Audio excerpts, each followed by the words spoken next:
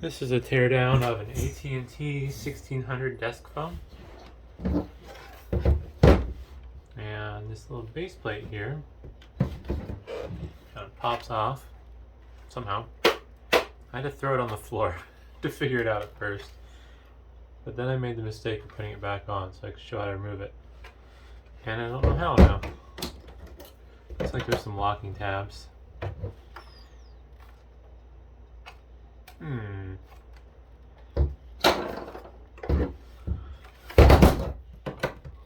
Well, when in doubt.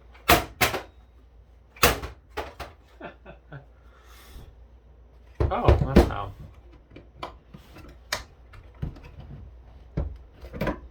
There we go. A little locking tab there and it slides down. Tried the old bounce it off the floor trick, but I'm not willing to throw it as hard on my office floor as my warehouse floor, even though they're both concrete. Got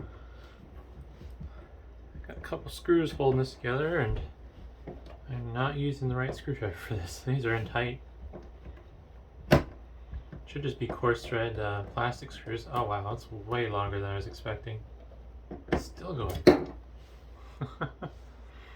It's almost like a wood screw actually, not a plastic thread that I'm used to seeing. Usually the threads are a little bit deeper and more spaced apart.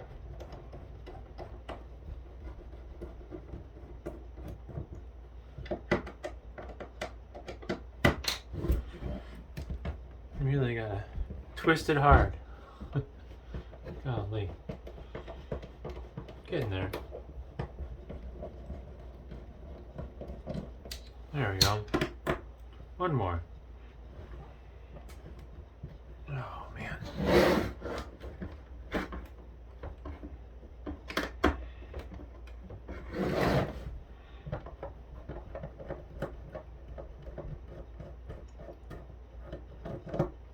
Alright. Oh, there's batteries in this. That's interesting. They're also extra crusty.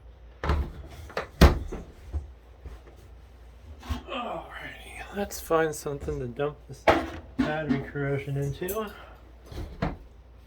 So apparently this top piece is how you access those batteries. Yeah, it's all over my table now.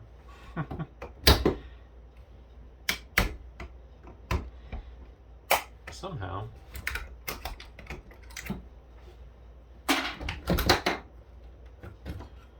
Alrighty. Oh my goodness.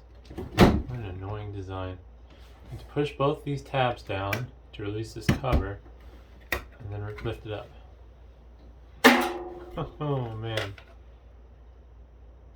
That is crusty.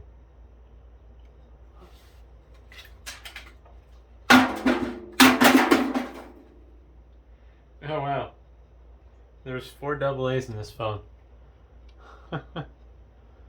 I guess it was for storing memory or something.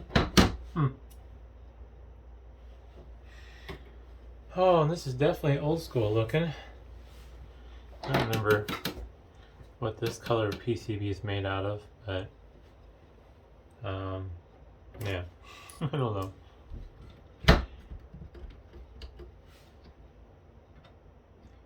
Looks like these are little push pins, maybe? Oh, actually, I don't think. Alright, nothing's holding it in. Those are seated into the front plastics. It's kind of funny that these old school battery holders went to a little 9-volt style connector.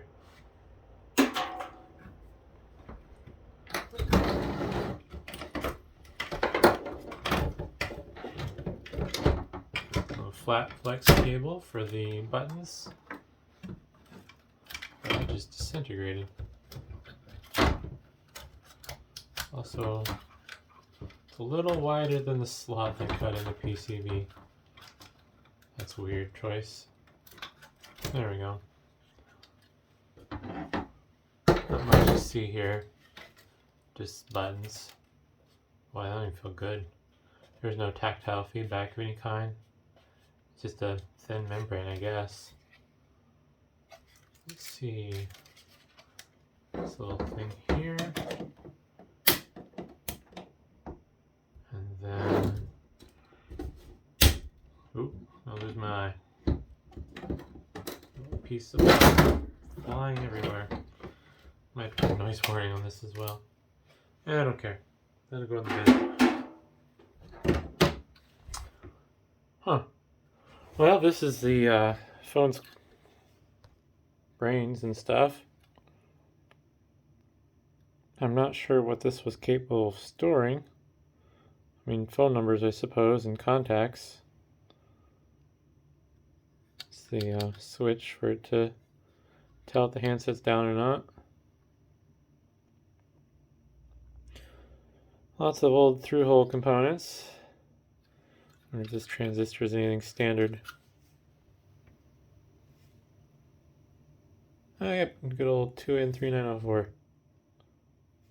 Pretty common part there. Flip this around so you can see the other numbers on the ICs that were upside down previously. A Toshiba chip there.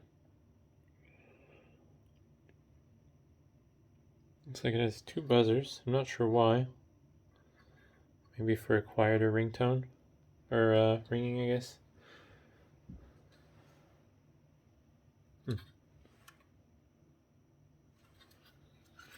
Yeah, not much to see in the bottom side.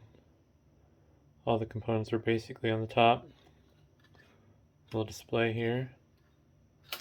Looks like, yeah, that's soldered to the board.